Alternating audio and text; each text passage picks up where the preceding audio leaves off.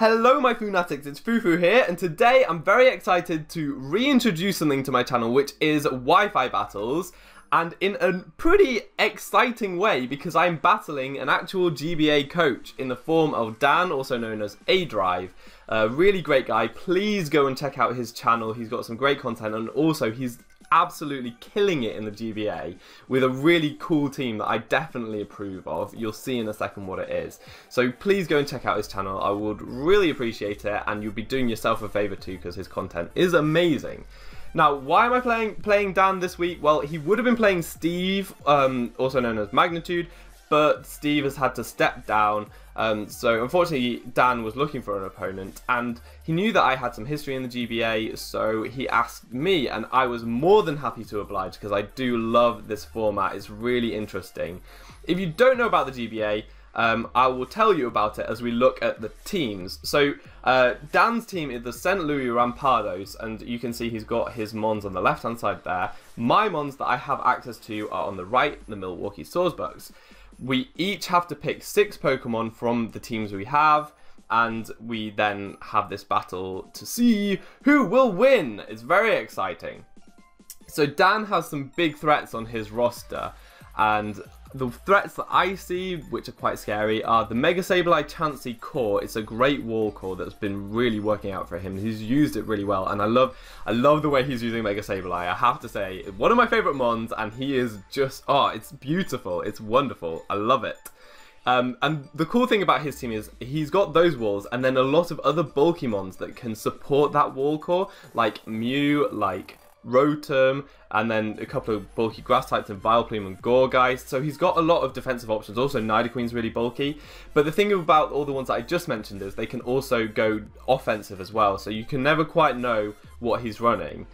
So I'd say the scary thing is his wall core of Mega Sableye and Chansey, and then not knowing what the other things he will bring will be. And then finally he's got Terrakion, which is just a powerful monster, and Mew, which can do literally anything, and I'm kind of scared of that. Also to note, Slurpuff, Belly Drum Sweeper set is scary, so you need to carry something for that.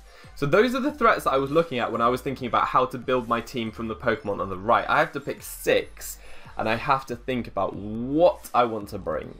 So the first thing that I definitely wanted to bring was a Mega Gardevoir. It's really great. What I have to say before going into all of this is that Steve's team, the Milwaukee Sawsbucks, have some incredible wall breakers. So I actually have a pretty good matchup against Dan's team because Dan's team has the strong walls, Steve's team has the strong wall breakers, and those wall breakers are Mega Gardevoir, because its Hyper Voice is so powerful, but it also gets access to Psyshock, so it hits really hard on both the physical and the special side. So walls that are bulky on one side can't really take both hits. Hyper Voice is great because it deals with Mega Sableye. It basically always kills it. You need to be careful of the super effective priority that Mega Sableye gets in Shadow Sneak, but it doesn't OHKO Gardevoir, and Gardevoir almost always OHKOs with Hyper Voice. Even if a Mega Sableye has a Calm Mind up, I think it will kill with a Hyper Voice, so it's really powerful. Definitely bringing Mega Gardevoir. I decided to go with Dual Stab because it didn't really need any other coverage in Psyshock and Hyper Voice, and then Taunt and Wish so that it could one-on-one Chansey. Chansey can't recover up if it's taunted, and I can recover up with Wish, so that's why I went with that. The next mon that I really wanted to bring was actually Crawdaunt, because Crawdaunt is again an incredible wall breaker. It hits so hard with a massive attack stat and the adaptability ability. That sounds really weird when you say adaptability ability. Anyways, so it gets a really strong knockoff, really strong waterfall or crab hammer, and also the priority in Aqua Jet is great against Dan's team because it means he can't sweep me with Terrakion, he can't sweep me with Volcarona, and also it hits Nidoqueen. So it's really, really good. I'm definitely bringing Crawdaunt. Those were the 2 that I knew I was bringing straight off. 2 more Pokemon that I thought would be very wise to bring would be Landorus T, because he's just very strong. He's got the Stealth Rocks, and the Intimidate ability means that he's a good defensive wall. So I went with a defensive Landorus. I went a bit weird set with him because I knew that a common switch into Landorus would be a Rotom W. So I decided to put Smackdown on my Landorus so that if the Rotom wants to switch in, I can Smackdown and then maybe EQ it to kill it. The only issue is that because I'm running defensive, I don't have speed EV, so the Rotom might try to outspeed me with the Hydro Pump. That's the only thing I have to be scared of. But I wanted U-turn as well, because with U-turn I can get a safe switch into my wall breakers of Mega Gardevoir and Crawdaunt. And yeah, so he's my Stealth Rock as well. The other Pokemon that I thought would be wise to bring would be Latios, because it gives me a defog option. I don't want too many hazards on my side of the field. It always is an important thing to consider that. And also, it has the Draco Meteor. Dan doesn't have too many switch-ins on that. He's got the Slurpuff, which is immune, but he hasn't really brought it many weeks. And also, he's got the Chansey, which is just so bulky on the special side. So that was good. But then I can hit that with a Psyshock as well. So, again, Draco and Psyshock I thought was good. And I thought, again, that's probably all the coverage I need. So I'm going to put Roost on there and make it just have a bit more longevity, so that I can have it as a switch-in on the Rotom, because it resists both of its stabs. I thought that would be useful. Now, Steve has a number of other really good pokes to look at, like Suicune and Arcanine. They do good jobs, and also Ferrothorn, yeah, they're all really good. And Lucario, very strong. A very strong wall breaker again. But I decided against bringing those. The next Pokemon that I thought I would bring would be Electros. An AV set is really good. It will be able to tank hits from a lot of things, and it also gets coverage that I'm currently lacking. So I would get the slow Volt Switch, which would give me free switches into Mega Gardevoir and Crawdaunt again to do the damage. It also gets Giga Drain to hit the Rotom W, and it hits the Vileplume and Gourgeist with Flamethrower. I've seen Dan use a Sun Sweeper Vileplume, so if the sun is up, Electros can take any one hit because it's got the AV, and it'll get a Sun Boosted Flamethrower off, so that's really good. And the final move, I wanted another knockoff user to try and get rid of Chansey's of Eviolite, and also to be able to hit Mew and get rid of any scarfs on anything, because that would be useful.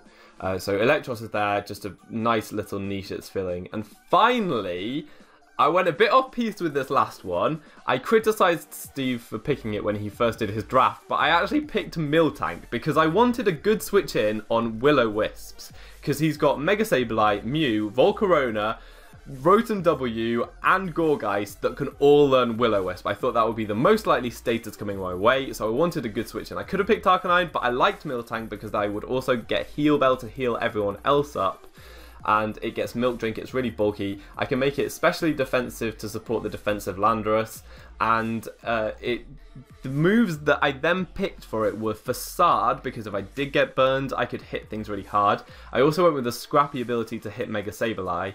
And I then went for Bulldoze as my final option, and that was just because if Dan wanted to switch in a Terrakion on my Miltank, I would be able to Bulldoze, which would do, I could run Earthquake, which would do double the damage, but with Bulldoze, because I decrease his speed, I would then outspeed the next turn and be able to Bulldoze again, doing the same amount as Earthquake if I was going to kill. If I'm not going to kill, I can switch it out and go into a different Pokemon, which can then outspeed and kill it the next turn, hopefully. So that was the idea behind that.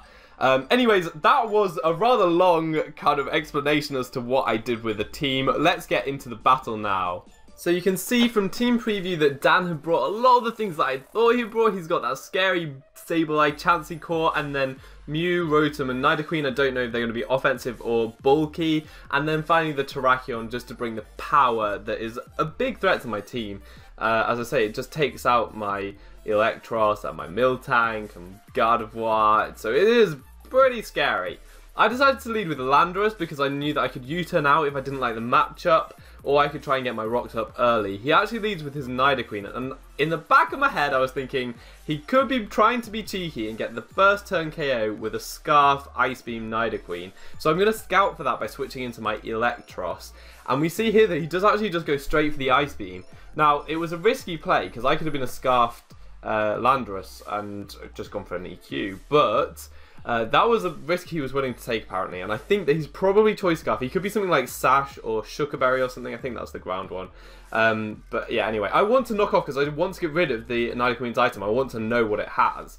But he makes a great play going into Terrakion. I give it Justified, but I also take away its Life Orb.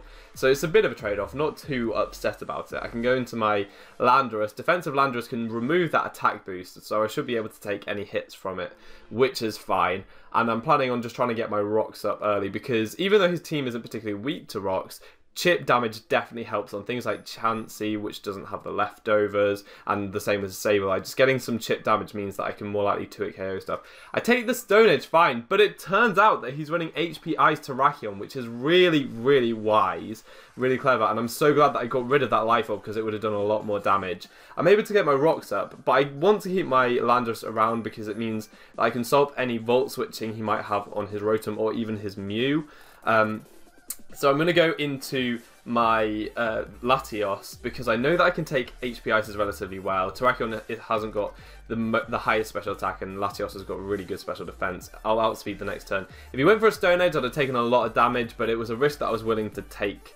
So I can just fire off a Psyshock. I actually opt to go for the Draco Meteor though, because it hits his whole team better. If he wanted to go into Sableye there, or Mew, they would be taking a Draco Meteor instead of a Psyshock. He does go into his Chansey. I wouldn't be staying in on this anyway, so the drop doesn't really matter. The Psyshock wouldn't have been a 2-hit KO, so I can switch out here.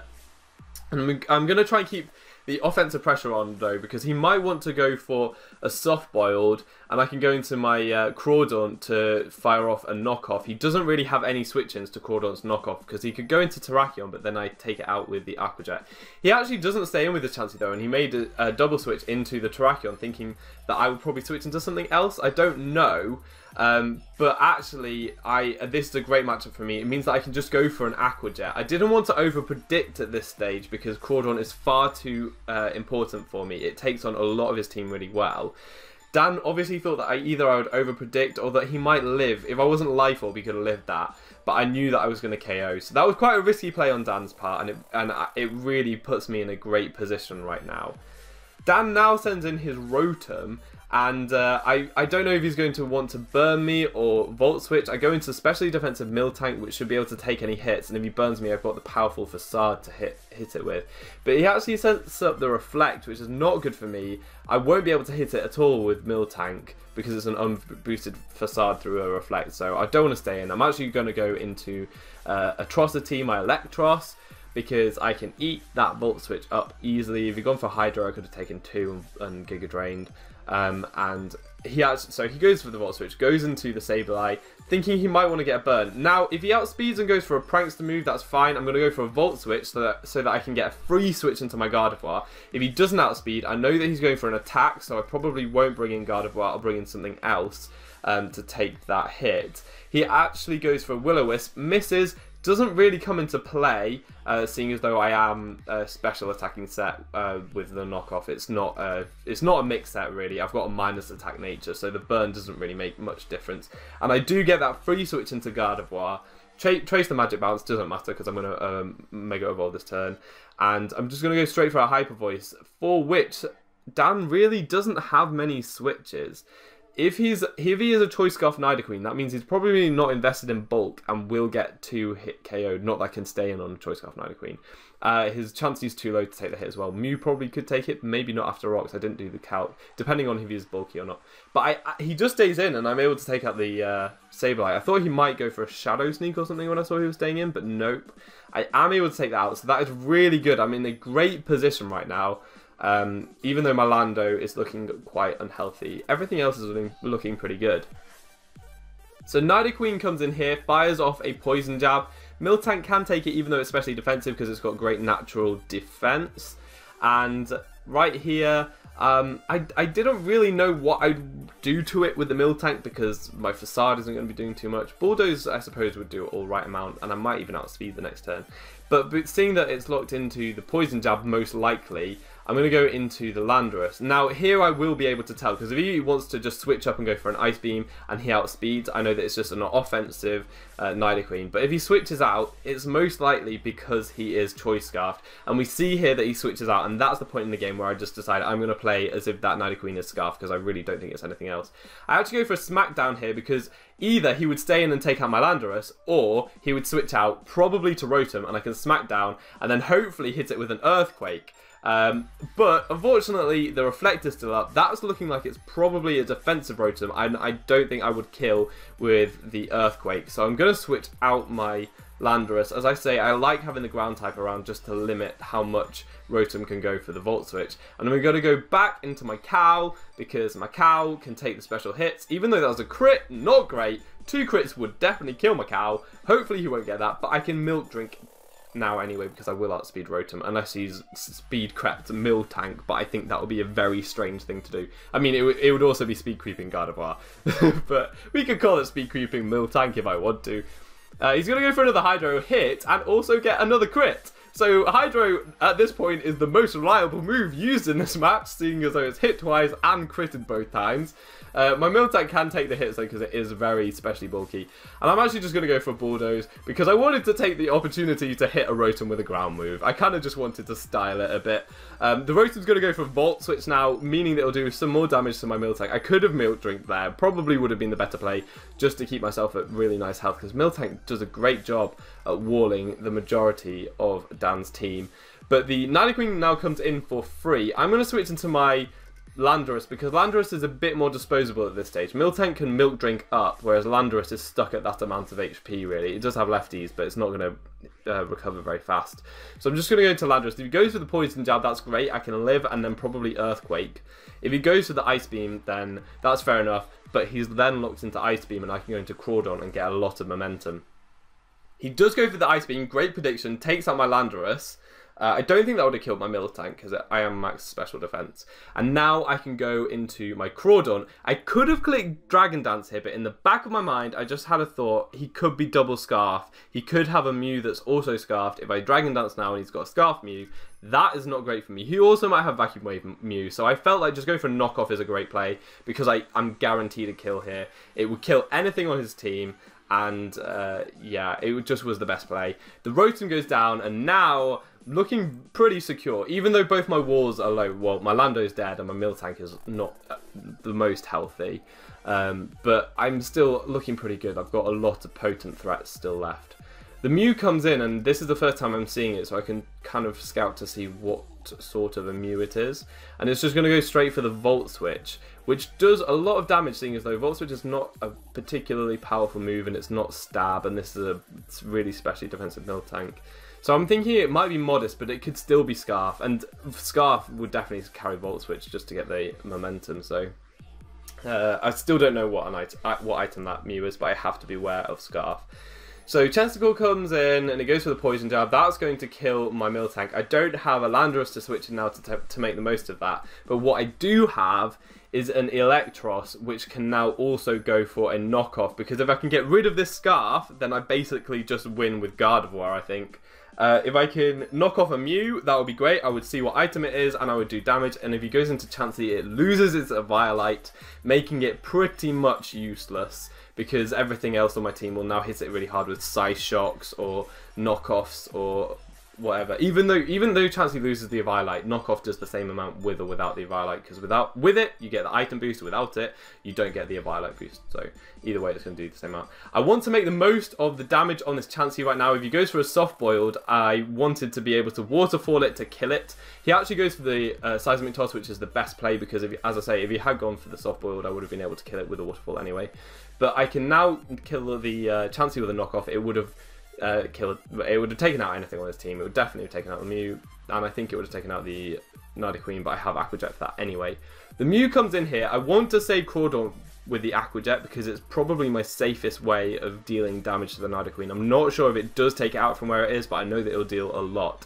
So I'm going to go into my Electros. Electros might be able to lift some hits from the Mew. If he went for a Psyshock, I probably would have been 2-hit KO'd, but he actually goes for the Sludge Wave and doesn't switch up. So I'm thinking that I might be onto something here if he's a Scarf Mew as well. I'm going to go for a knockoff to see what he has.